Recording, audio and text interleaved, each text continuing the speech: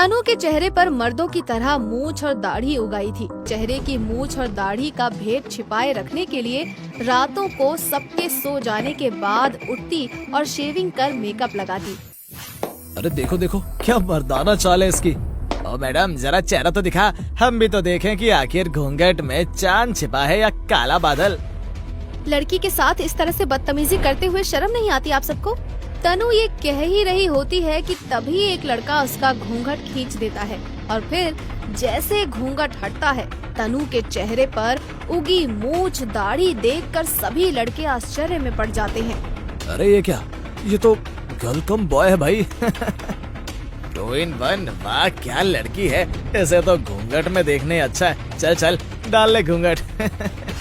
तनु के चेहरे पर मर्दों की तरह मूंछ और दाढ़ी उगाई थी और इसीलिए वो अपने चेहरे को हमेशा घूंघट में छिपा कर रखती थी।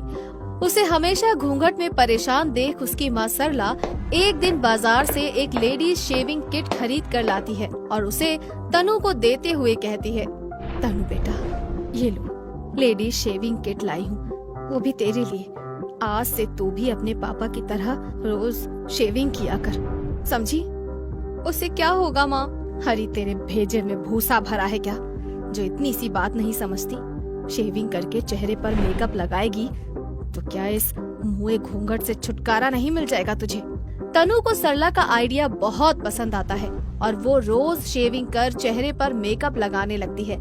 इससे उसे घूंघट से छुटकारा तो मिल ही जाता है, साथ ही वो बहुत सुंदर भी दिखने लगती है। उसकी शादी की बात चलती है और उसे देखने के लिए भैरवी अपने बेटे शशि और बेटी आशा के साथ उनके घर आती है। अरे जल्दी कर, लड़के वालों को और कितना इंतजार कराएगी?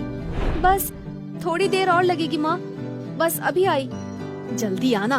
और सुन, चेहरे पर पूरा मेकअप लाद कर आना। तनु शेविंग करके चेहरे पर मेकअप लगाती है तो उसका चेहरा चांद सा चमक उठता है और उसे देखकर भैरवी आश्चर्य में पड़ जाती है। वाह, लड़की के नैन नक्श तो बहुत ही सुंदर है, बस मेकअप थोड़ा ज्यादा हो गया है, पर फिर भी हमें पसंद है। भैरवी को तनु पसंद आ जाती है और तनु और शशि की शादी हो जाती है। शादी के बाद मुंह दिखाई की रस्म का दिन आता है। भाभी, ओ भाभी, जरा दरवाजा तो खोलो, माँ बुला रही है। ये सुनकर तनु एकाएक घबरा जाती है और जल्दी जल्दी में शेविंग का सामान छिपाते हुए दरवाजा खोल देती है। तुम चलो आशा, मैं तैयार होकर अभी आती हूँ। भाभी, आपको तैयार होने में कुछ मदद करूँ क्या? नहीं नहीं, तुम जाओ ना। मुंह दिखाई की रस्म के समय जो भी औरत तनु को देखती उसके मेकअप पर तंज कसने लगती। बहू तो मेकअप की पूरी दुकान है दुकान। क्यों री बहू, ये मेकअप लगाया है या आटा? इतना मेकअप तो फिल्मों की हीरोइनें भी नहीं लगाती जितना भैरवी की बहू ने लगाया है। क्यों?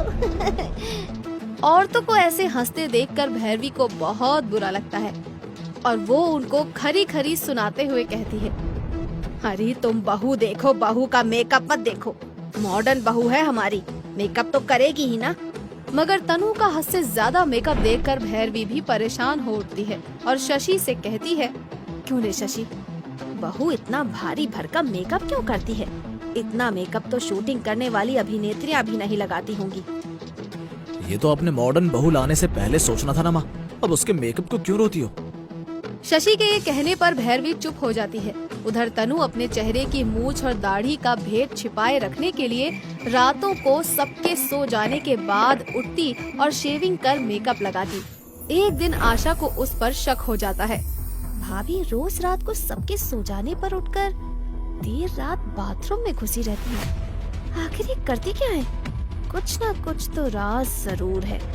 आशा इस बारे में भैरवी को बताती है तो उसे भी तनु पर शक होने लग जाता है और वो आशा से कहती है, बहू के इस गाढ़े मेकअप के पीछे कोई न कोई राज तो जरूर है बेटी, और हमें इस राज से पर्दा उठाना ही होगा। यही सोचकर तनु की सास भैरवी और ननद आशा उसकी जासूसी करने लग जाती हैं। मगर तनु भी सयानी थी, वो अपना राज उनके सामने नहीं आने देती। इसी बीच एक दिन आशा और तनु बाजार में जाती हैं। भाभी, मेरा तो पानी पूरी खाने का बड़ा मन हो रहा है, चलो ना पानी पूरी खाते हैं। पर मेरी तो कोई इच्छा नहीं है, अब फिर भी तुम्हें खाना है तो चलो। तनु और आशा पानी पूरी की ठेली पर जाते हैं। आशा पानी पूरी खाते खाते कहती है, भाभी बड़ी ही लजीज पानी पूरी है, तुम भी एक खाकर देखो ना। नहीं नहीं, मेरा मेकअप खराब हो जाएगा। ये सुनकर आशा मन ही मन कहती है, मेकअप खराब हो जाएगा। मेकअप का रौब तो ऐसे झाड़ रही है जैसे कोई हीरोइन फिल्म की शूटिंग करने आई हो।